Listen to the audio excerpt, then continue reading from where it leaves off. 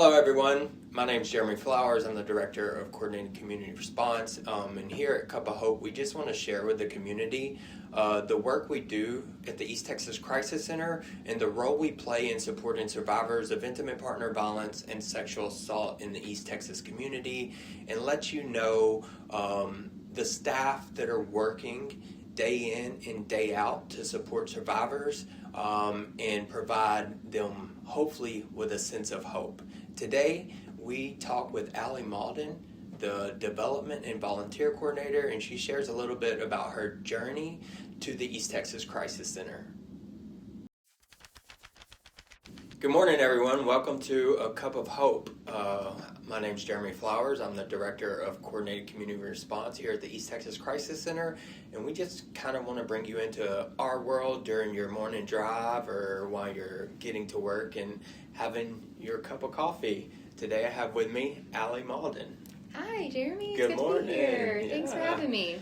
So, Allie, tell us a little bit about yourself. How did you get involved with the East Texas Crisis Center? Oh, yes. Okay, so I have a history of witnessing domestic violence in a close family member of mine. I saw it from the back seat for several years, and it just made me want to learn about this and learn about what my role is in the back seat.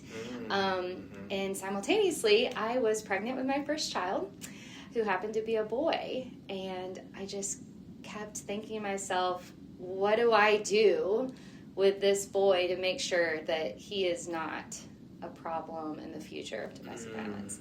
So that was back when I was in DFW, and my family and I made the move to East Texas, and I had my baby. I was a stay-at-home mom, but looking for an outlet to get involved, and really kind of selfishly, I just wanted to learn. And so I found the East Texas Crisis Center, and I started volunteering. That's where it began, truly. That's awesome. What an incredible journey, and thank you so much for sharing that experience. It seems like, personal ties to the issue can motivate folks to get involved in some way, and so I'm glad that it inspired you to want to learn more. And also the importance of recognizing the influence on young boys and how they grow up, perceiving women and perceiving relationship roles, and it's so important to educate boys at an early age on what healthy relationships look like, what consent means, what equality in relationships means. Just all of those things are so important. I agree. Yeah. I was really seeking something like that so early. I mean, an infant, I don't know what all you do to prepare an infant for adulthood, but I wanted to learn early, which is why I wanted to come to the East Texas Crisis Center and just soak it in. And I do think there's a lot that happens even in infancy, but it's beyond my knowledge of understanding. But I just wanted to get those tools so that while he developed, and I actually ended up having a second boy, so while they develop, I wanted to be able to use whatever tools I did learn or soak up while I was here, and then hopefully just impress on that on my children. Yeah. That's so great. So where was your first connection to the East Texas Crisis Center? Yeah, well, it was with the volunteer coordinator at the time. I just went online. I filled out the application to become a volunteer. And I actually chose to not volunteer directly with ETCC's clients. It just felt too close to home at the time. I didn't think I was ready to be interacting just yet with a client here. I felt like I was more in a learning phase, an inquiry phase, and I didn't want to be in any way a negative influence. There was a lot of fear in maybe being around our clients and messing up. I do think that's now, being in the position that I am now, I don't think that's often the case. I think people just being themselves in any way, shape, or form in a positive way is a positive impact. So I think my fears were a little warped, although we do want to treat everyone with compassion and kindness and have a little bit of a sense of the language you're supposed to use and things like that. But I don't think that our volunteers who are making cookies with the children are doing anything that's negatively impacting our clients. So that fear may have held me back a little bit. So my original volunteer time went towards outreach and helping with our events. And so I would attend community booths, and I would help pass out flyers. And honestly, I ended up having a lot of interactions with potential clients. So maybe that fear of being directly in our shelter working was silly, because you're interacting with clients every day and you just don't realize it. Whether you know it or not. So many people in the public are survivors. Right. And so that's one of the reasons it's so important for us to be in the public, so that we can reach survivors where they are. And you also, so we worked some of those community events together. We did. We worked the Auto and Cycle Show together.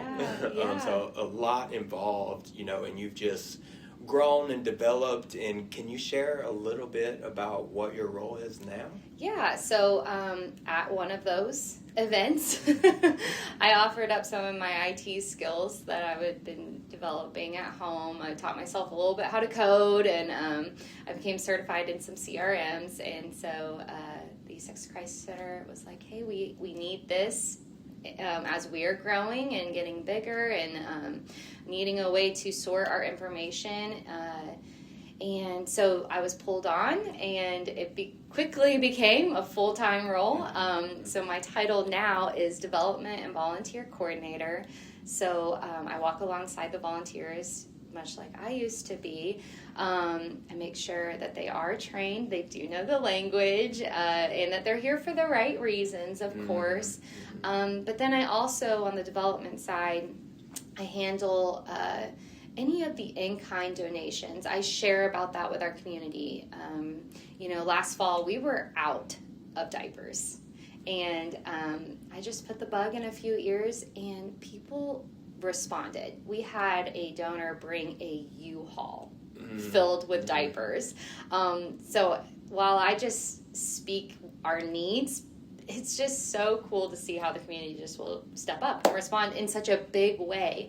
And not all donations are big like that. Sometimes someone recently dropped off a pair of Nike tennis shoes that were for men, and it was a small thing. Probably for them, they probably cleaned out their closet, and they probably didn't even know that who was here. But we had happened to have a family check into our shelter the week prior who had a 17-year-old boy and no shoes. Oh, wow. And it was just timing. It was amazing. And so maybe that felt small. But that changes his life. I mean, he had one pair of shoes to go to school in every day. Yeah, we never know how our generosity is going to impact folks. And I think your position in itself demonstrates that we can't do this work alone. Absolutely. It takes the community. Absolutely. In every capacity, whether that's given their time, monetary contributions, volunteer, whatever that looks like. And I think your position in itself speaks to that need. Yeah, it's a pretty fun one, honestly. I'm not in the weeds every day of clients and their healing journey. I don't necessarily see that in front of me. I see the things that the community does and brings here, and then I get to brag about our other staff and employees that are doing the real hard work. But it's a fun perspective from my end in my role. So to kind of segue into our last question here, and you just shared like a story that kind of fills my cup. Yes. What fills your cup with hope? What fills my cup with hope? It goes all the way back to my beginning. I have little kids right now at home, little boys.